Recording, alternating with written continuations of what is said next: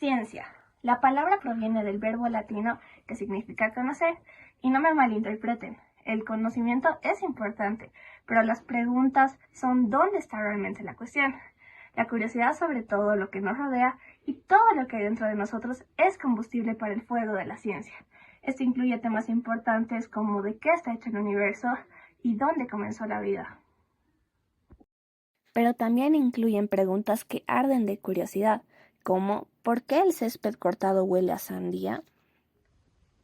¿Y qué tan fácil es realmente resbalarse con una cáscara de plátano? Porque basado en los dibujos animados que vi en la infancia y mucho Mario Kart, realmente pensé que iba a ser un problema mucho mayor en el futuro. Por supuesto, también hay preguntas que van más allá del ámbito de la ciencia. Es decir, la ciencia no puede decirte si debes intentar hacer ese fantástico truco con patineta, aunque puede explicar lo que podría pasarle a tu pierna si fallas. Como ciencia de la vida, la biología explora las relaciones e interacciones entre los seres vivos y su entorno, y como toda ciencia se construye sobre capas de hipótesis, ideas que se prueban con evidencia, y lo que básicamente es un chat grupal que abarca siglos. Hola, soy Roberto, su amigable entomólogo del barrio, y este es mi trabajo de metodología.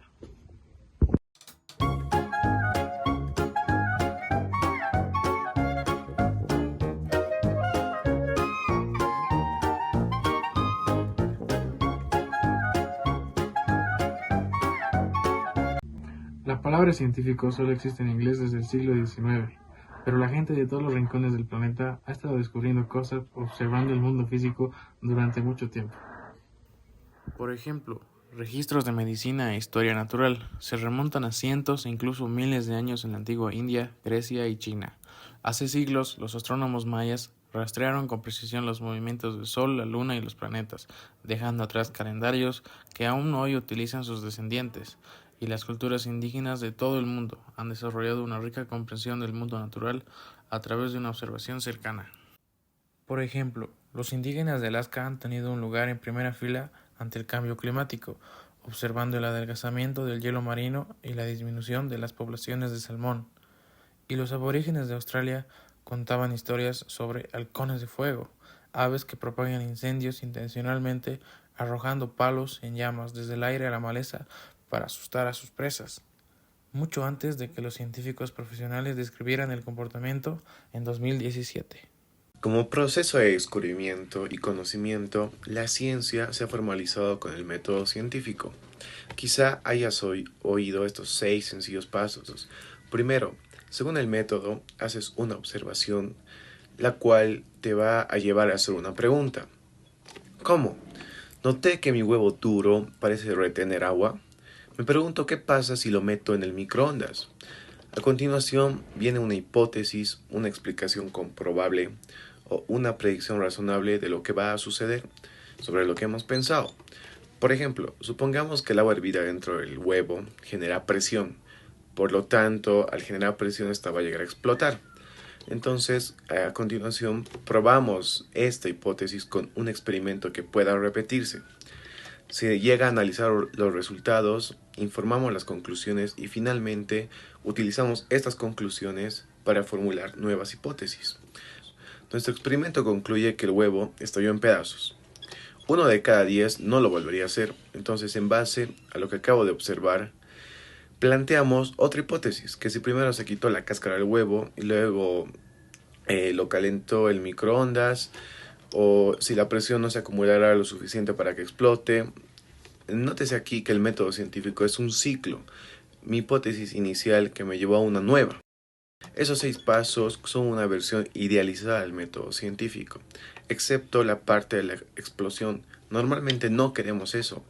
En un mundo real, la ciencia avanza menos como una línea recta desde la hipótesis hasta la conclusión, y más como un montón de garabatos en un bucle que pueda cambiar de dirección en formas que ni siquiera vemos venir. Sigue teniendo la misma idea en mente, probar ideas con evidencia y repetir observaciones para comprender la causa y el efecto de esta. Pero tenemos que aceptar que las cosas no siempre salen según lo planeado. Los pasos se pueden llegar a repetir o se pueden reorganizar, pero los experimentos fallan, y sí que van fallando varios experimentos a pesar de que se haya tenido los mismos pasos. A veces los científicos tienen cómo retroceder y regresar al principio para reunir más observaciones, lo cual algunas observaciones no tienen sentido hasta que otras observaciones llegan a llenar esos vacíos. Nadie podía entender cómo los genes codificaban las proteínas hasta que se reveló la estructura del ADN en 1953, e inevitablemente responder una pregunta va a generar más preguntas. Bueno, hablando del huevo, un huevo duro explota en el microondas, pero ¿qué hay de una uva? Quizás lo más importante es que qué clase de monstruo eres para comer uvas calientes. De todos modos, el camino del proceso científico suele ser un poco como una montaña rusa, dinámica y llena de curvas, o como una carretera. A veces retrocede y a veces cambia de dirección, y de vez en cuando se llegan a escuchar gritos. Los libros y las películas nos han condicionado a imaginar un genio solitario emprendiendo este viaje por sí solo, gafas enmarcando su rostro heroico mientras miran estoicamente a la distancia.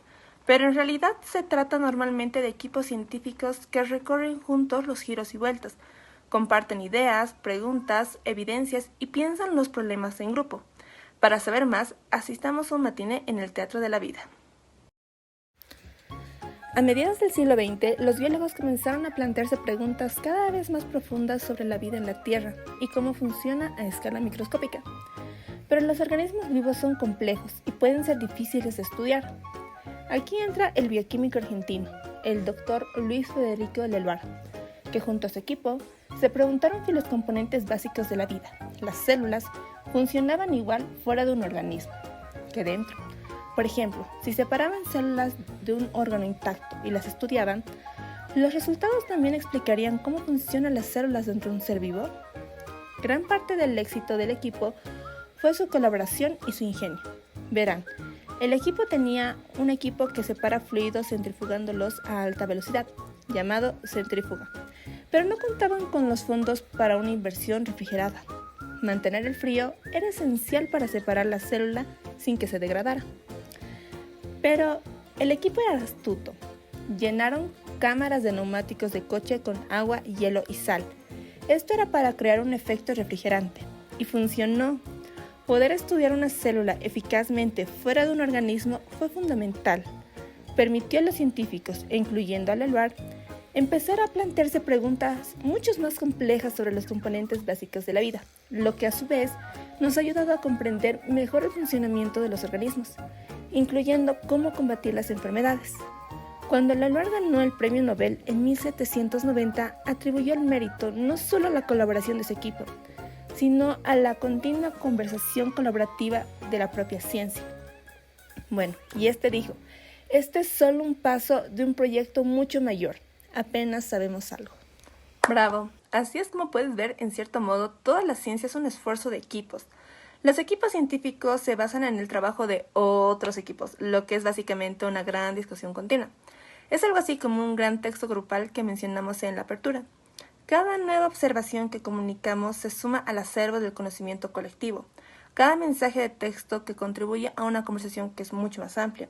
La teoría científica, a menudo una hipótesis, se pone a prueba una y otra vez desde diferentes ángulos. Y luego se vincula con otra hipótesis y se pone a prueba una y otra vez. Y la evidencia de los datos se sigue acumulando como una pequeña bola de nieve que se transforma en una gigantesca conclusión de nieve. Una nevada. Aún no estoy trabajando en esa analogía. Pero en cualquier caso, así es como se obtiene una teoría científica. No es una teoría de especulación como la de tu vecino que menciona que su gato fue el rey Tut en una vida anterior. Pero cuando usamos la palabra teoría en un sentido científico, eso significa que el estándar para la evidencia es alto. La teoría científica está respaldada por una fuente de consenso de la comunidad científica, basada en una gama amplia de evidencia, y las teorías son la base para estudiar un tema. Tomemos la teoría del Big Bang, la idea de que el universo comenzó con un evento de explosión masiva.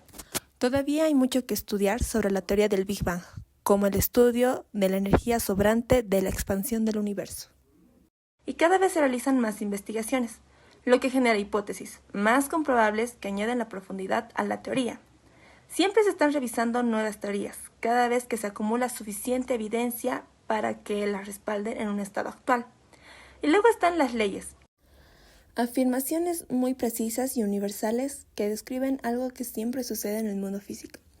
Por ejemplo, la primera ley de termodinámica dice que la energía no se puede crear ni destruir. La energía adopta diferentes formas a medida que pasa a través de las plantas, los animales y el suelo, pero la cantidad total de energía permanece igual.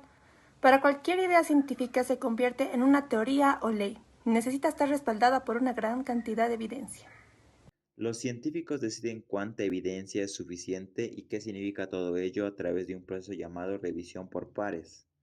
Los científicos presentarán su investigación escribiendo lo que plantearon como hipótesis, cómo la probaron y lo que sucedió.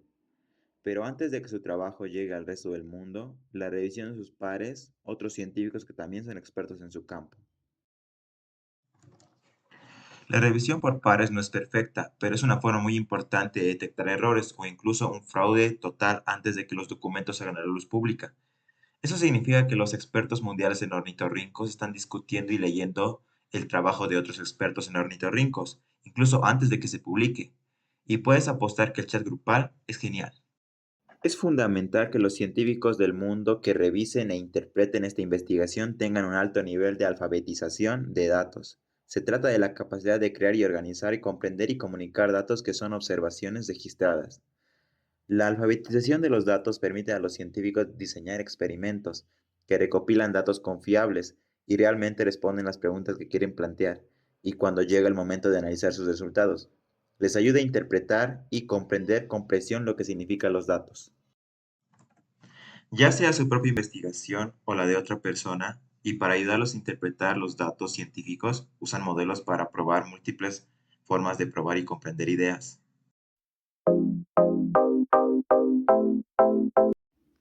No ese tipo de modelos.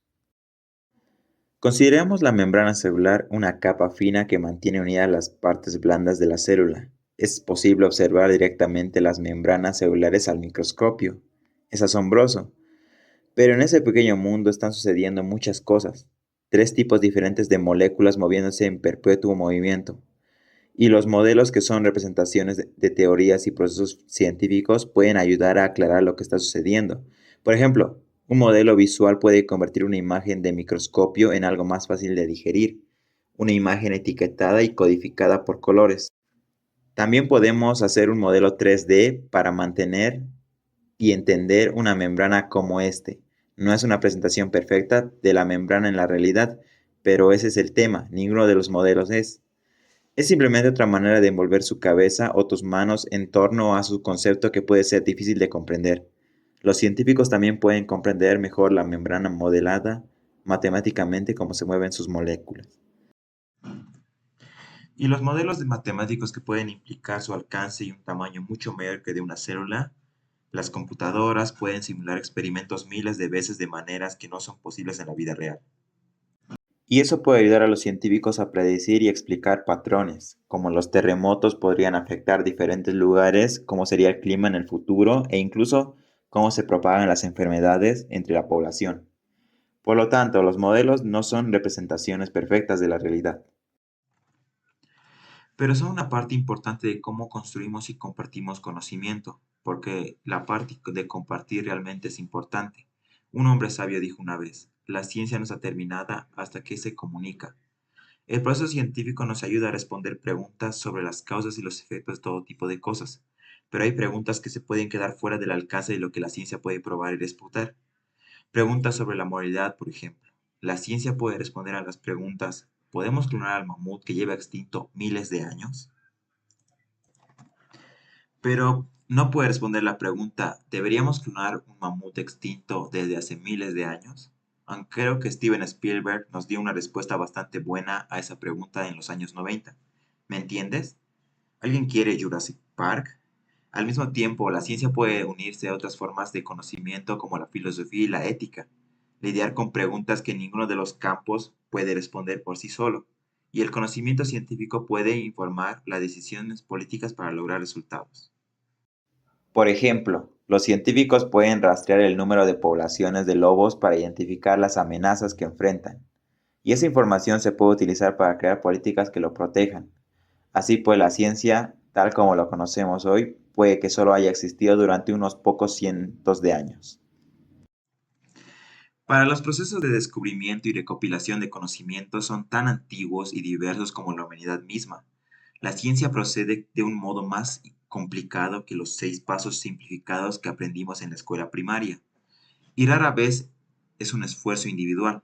Es realmente un gran esfuerzo de grupo con científicos que comparten ideas, revisando los trabajos de los demás y contribuyendo a una conversación más amplia sobre el mundo físico observable.